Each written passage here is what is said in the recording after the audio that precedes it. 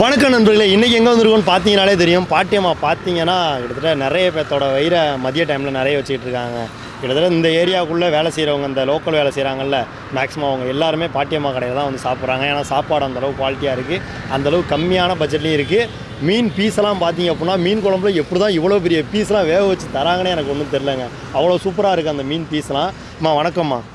உங்களுடைய பேர் என்னம்மா? என் பேர் பத்மா. எத்தனை வருஷமாக அந்த கடை வச்சுருக்கீங்க? நான் 50 வருஷமாக இந்த வியாபாரம் தான், இந்த தொழில் தான். இந்த தொழில் தான் பார்த்தீங்க அப்படின்னா இந்த அளவு சாப்பாடு வந்து கம்மி ரேட்டில் இவ்வளோ பேத்துக்குலாம் தரணுன்ற எண்ணம் எங்கேருந்துமா வந்துச்சு உங்களுக்கு? நாங்கள்லாம் நல்லா வாழ்ந்த ஊர் பர்மாலேருந்து.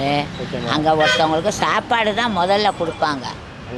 ஆமாம், ரோட்டில் போனால் கூட சாப்பிடுங்க வாங்க அப்படின்னு சொல்லி சாப்பாடு கொடுப்பாங்க. அந்த மாதிரி ஊர்லேருந்து வந்து ஈவு இறக்கம்லாம் இருக்கும்பா. ஈவு இறக்கம்லாம் தோசை, இட்லி, சப்பாத்தி இதுதான் போட்டேன் 30 வருஷமாக. இப்போ சாப்பாடுன்னு எடுத்துக்கிட்டது 20 வருஷம். பார்த்தீங்க அப்படின்னா அந்த சாப்பாடும் கம்மி ரேட்டுக்கு தந்தால் சில பேர்லாம் என்ன பண்ணுவாங்க, இந்த சும்மா ஒரே ஒரு சாப்பாடு மீன் குழம்பு மட்டும். நீங்கள் பார்த்தீங்கன்னா ஒரு 4 வகையான குழம்பு அந்த மீன் குழம்போட சேர்த்து, அது இல்லாமல் இன்னும் வெரைட்டி ஐட்டம்லாம் நிறைய வச்சுருக்கீங்க. அதெல்லாம் செய்கிறதுக்கு எத்தனை மணிக்குமா எழுந்திருப்பீங்க நீங்கள்? நாங்கள் வந்து 4:30 மணிக்கு எழுந்திருப்போம்ப்பா. 4:30 மணிக்கு மீனை போய் வாங்கிட்டு வந்துட்டு அப்படியே மார்க்கெட்டில் வந்து காயெல்லாம் வாங்கிட்டு வந்து தான் ஆரம்பிப்போம். 8 மணிக்கு ஆரம்பிப்போம். 8 மணிக்கு இது எல்லாமே அன்னைக்கு வாங்குறது தான். அன்னன்னைக்கு வாங்கிட்டு வருவோம். அன்னைக்கு வாங்கிட்டு வந்து வாங்கிட்டு வந்து பிரிட்ஜில் வைக்கிறது, அதில் வைக்கிறது, இதில் வைக்கிறது, அந்த பழக்கம்லாம் எங்கள்கிட்ட இல்லவே இல்லை.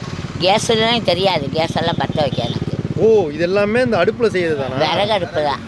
எங்கள் அப்பா அங்கே பார்த்தீங்கன்னாங்க உண்மையிலே பெருமையாக இருக்குங்க பாட்டி. அதே மாதிரி அவரும் சொல்லிட்டு போனார், கிட்டத்தட்ட 30 வருஷமாக அங்கே சாப்பிட்றேங்க.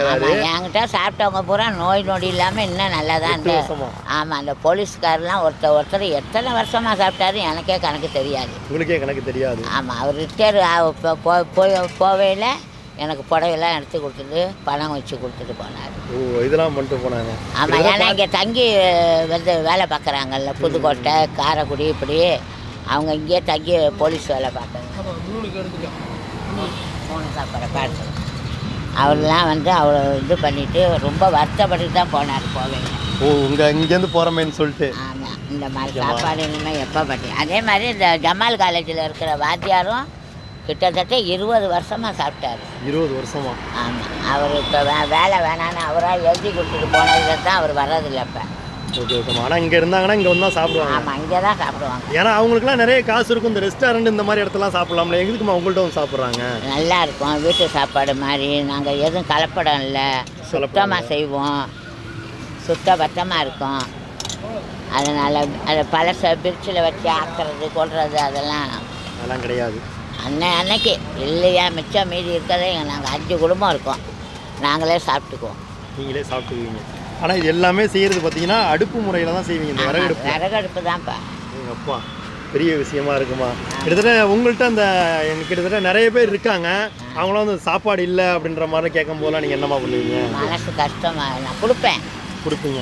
ஆள் பார்த்து கொடுப்பேன். ஏன்னு கண்ணு தெரியாதவங்க, கை கால் முடியாதவங்களுக்கு கொடுப்பேன்.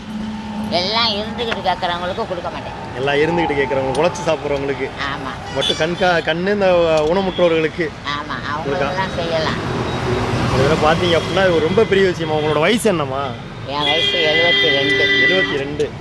72ங்களா? ஆமாப்பா, ஏன் நம்ப மாட்டேங்கிறீங்க? என்னம்மா இது? எனக்கு தெரிஞ்சு இந்த ஒரு கொஞ்சம் கோசி கேட்குறாருமா, அப்படியே ஒரு கொஞ்சம் வச்சுருங்க.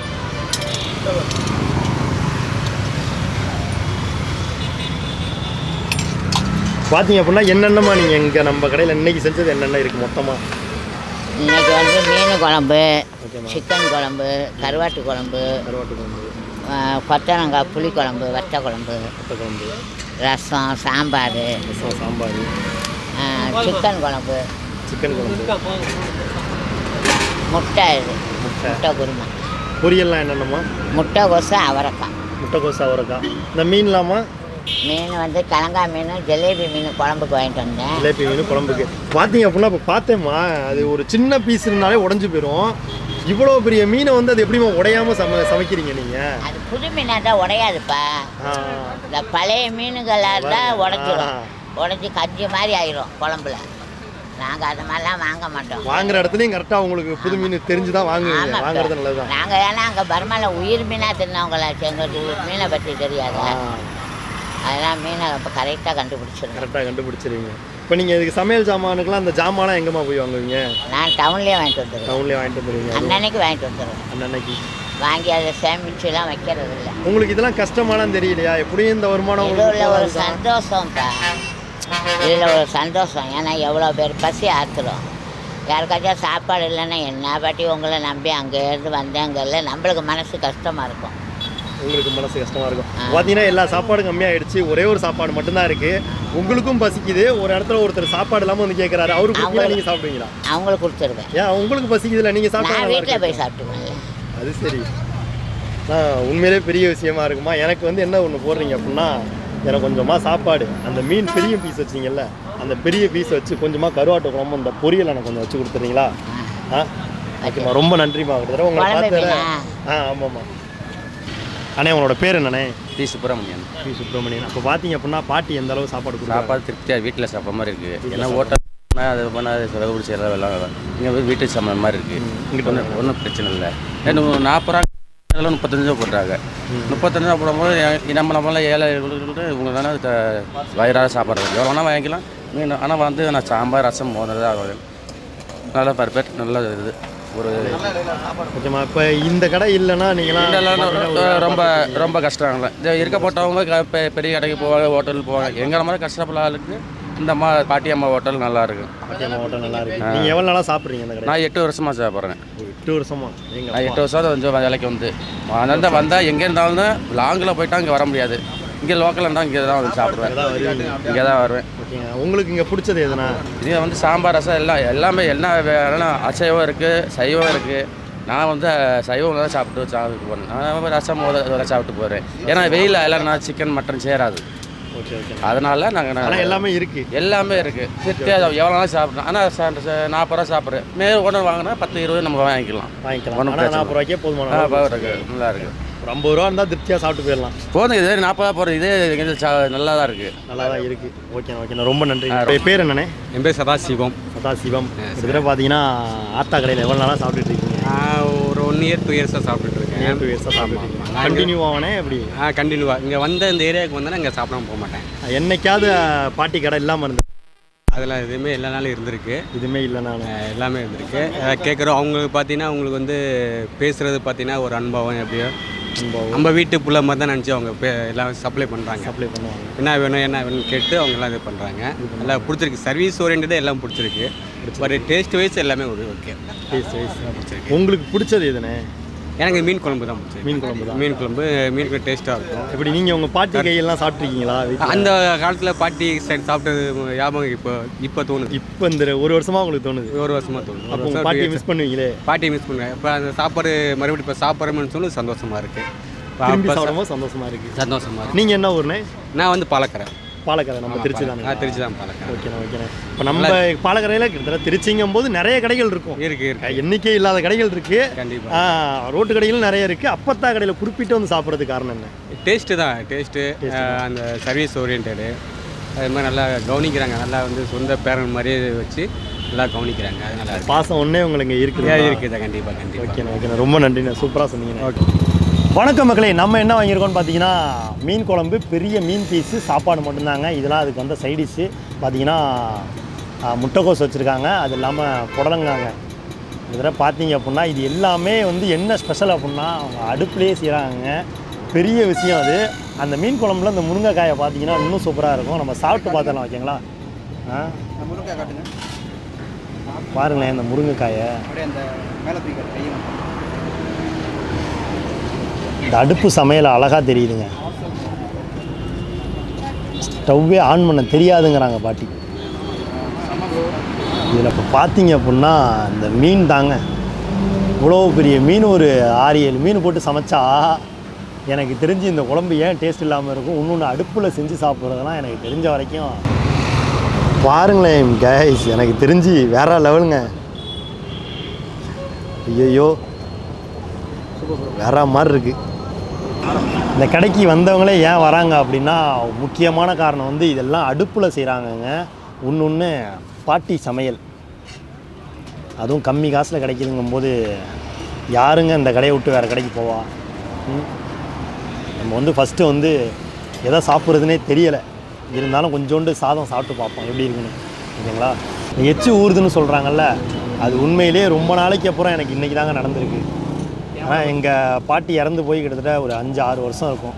அவங்களாம் இந்த மாதிரி சமையல் செஞ்சு கொடுத்துருக்காங்க. ஆனால் எனக்கு விவரம் தெரிஞ்சப்போ அவங்க ஒரு 10 வருஷத்துக்கு முன்னாடி செஞ்சு கொடுத்துருக்காங்க.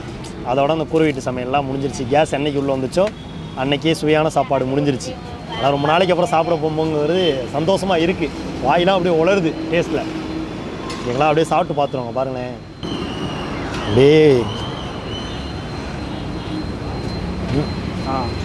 அப்படியே என்ன பண்ணுவோம், இந்த அரிசியோட நெல்லை எடுத்துகிட்டு போய் டைரெக்டாக அவிச்சு அதை அப்படியே அவங்களே மில்லில் செஞ்சு அதை எடுத்துகிட்டு போய் அடுப்பில் செஞ்சோம்னா எப்படி இருக்குமோ அப்படி இருக்குங்க. உண்மையிலே ரொம்ப நாளைக்கு அப்புறம் சாப்பிட போகிறேங்க. சாப்பிட்றலாமா? இப்போ அப்படியே வாயில் வச்சிடலாங்களா?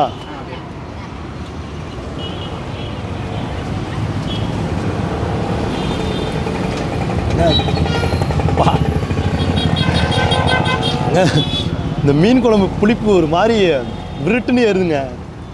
அடி வயிறு வேற எனக்கு பயங்கரமாக பசிக்குதா, கிருட்டுன்னு இருக்கு. அப்படியே அண்ணன்ட்ட அந்த கருவாட்டு குழம்பு வாங்குவோம். இதுவே எப்படி இருக்குன்னா கருவாட்டு குழம்பு எப்படி இருக்கும் அண்ணே? அப்படியே அந்த கருவாட்டு குழம்பு கொஞ்சம் ஊற்றுக்கணே. ஐயோ அப்பா, ஜிப்புன்னு இருக்குண்ணே. கருவாட்டு குழம்புலையும் பார்த்தீங்களா தெரியுது. இன்னும் கொஞ்சம் ஊற்றி விட்னேன், ஊற்றுனேன். சரி, போதுண்ணே, வாங்க. கருவாட்டு குழம்பு ஊற்றிட்டு வந்தாச்சு. இப்போ பார்த்தீங்க அப்படின்னா அந்த கருவாட்டு குழம்புல என்ன ஸ்பெஷல் அப்படின்னா, அதுலேயும் அந்த காய்கறிகள் இருக்குது பார்த்தீங்களா, வேற மாதிரி இருக்குங்க. உண்மையிலேயே இந்த மாங்காவை பாருங்களேன், இந்த மாங்காய் பீஸை, நாட்டு மாங்காங்க. ஐயோ, அப்படியே சாப்பிட்டு பார்ப்போம்.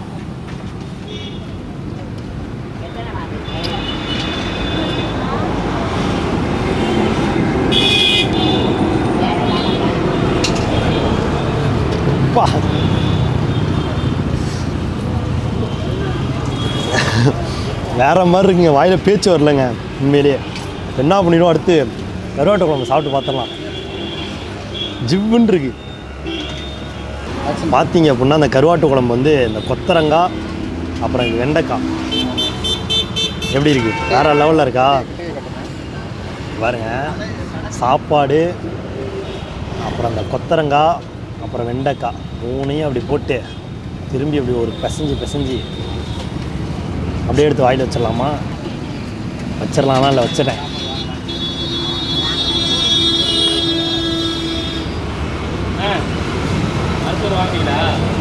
வேற மாதிரி இருக்குங்க. அப்படியே இந்த மீனை உடச்சிடலாங்க. ப்ரோ கொஞ்சம் பக்கத்தில் வாங்கினேன், முழுசாக உடைக்கிறத காட்டுவோம் மக்களுக்கு. பார்த்தீங்க அப்படின்னா எல்லாம் பார்த்து திட்டினாலும் திட்டுவீங்க, என்னெல்லாம் விட்டுட்டு சாப்பிட்றீங்க, நல்லாவே இருக்க மாட்டீங்கன்னு சொன்னாலும் சொல்லுவீங்க. நீங்கள் சொன்னாலும் பரவாயில்ல, இதெல்லாம் சாப்பிட்டு நான் நல்லாலாம் போனாலும் பரவாயில்ல, இதெல்லாம் வாழ்க்கையில் கிடைக்காதுங்க. பார்த்தீங்கன்னா தெரியுங்க. பார்த்தீங்கன்னா தெரியும். உண்மையிலே நீங்களாம் கமெண்ட்லேயும் திட்டுவீங்க, மனசுக்குள்ளேயும் திட்டுவீங்க, நீலாம் நல்லா இருக்க மாட்டாடான்னு சொல்லி. உண்மையிலே எனக்கு இந்த வீடியோ எடுக்கிற பாக்கியத்தில் இந்த பாட்டி கையில் சாப்பிட்றதுலாம் கிடச்சது ரொம்ப ஒரு பெருமையாக நினைக்கிறேன். உண்மையிலே வேறு எங்கேயும் கிடைக்காது இந்த மாதிரிலாம். இங்கே ரெகுலராக சாப்பிட்றவங்களுக்கு தான் இந்த மாதிரி கிடைக்கும். எனக்கு ரெகுலராக ஒரு பாட்டி ஒரு அம்மா கையில் சாப்பிட்றது கிடைக்கிறது ரொம்ப பெரிய பாக்கியமாக நினைக்கிறேன். மீன் உண்மையிலேங்க அங்கே பாருங்களேன், அவ்வளோதான் முள்.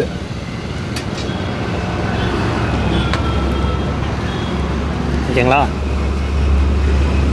முள் அவ்வளோதான். இது வந்து மீன் பீஸில் உள்ள அந்த கறின்னு சொல்லுவாங்கள்ல, அது மட்டும். அதோட கொஞ்சமாக சாப்பாடு வைப்போம். ஓகேங்களா? டிஃப்ரெண்ட்டாக சாப்பிட்டு பார்ப்போம். கொஞ்சமாக சாப்பாடு வச்சு பார்த்தீங்கன்னா தெரியும், அப்படி பிணைஞ்சிக்கும். அப்பாத்தா சாப்பாடெலாம் அப்படி தான் சாப்பிட்ணும். ஓகேங்களா? அப்படியே வாயில் வச்சிடலாமா?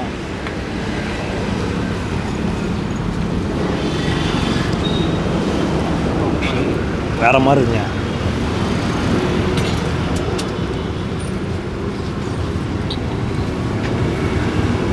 மீனோட மண்டையும் இருக்குது.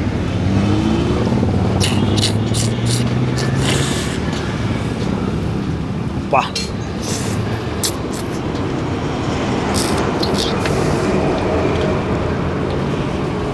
வணக்கம் மகளே, ஃபுல்லாக சாப்பிட்டு முடிச்சாச்சு. வேறு லெவலில் இருக்குங்க சாப்பாடு. கிட்டத்தட்ட பார்த்தீங்க அப்படின்னா அப்பத்தா கையால் சாப்பிட்ணும் அப்படின்னா அப்பத்தா கடைக்கு வாங்க. அப்பத்தா கடையோட லொக்கேஷன் எங்கே இருக்குது அப்படின்னு பார்த்தீங்கன்னா நம்ம திருச்சியில் புதுக்கோட்டை ரோடு இருக்குல்ல, சுப்பிரமணியபுரத்தில் தான் இருக்குது.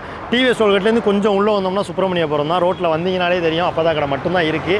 வந்தீங்கன்னா டீசெண்டாக இருக்கும். உண்மையிலே சொல்கிறேன், நல்லா இருக்குங்க சாப்பாடு. வந்து சாப்பிட்டு பார்த்துட்டு நீங்கள் கமெண்டில் போட்டு விட்ருங்க, ஓகேங்களா? அப்படியே நம்ம வீடியோ ஷேர் பண்ணவே மாட்டேங்கிறீங்க. ஷேர் பண்ணிவிட்டு ஃபாலோ பட்டன் அழுத்திவிடுங்க, ஓகேங்களா? பாய்.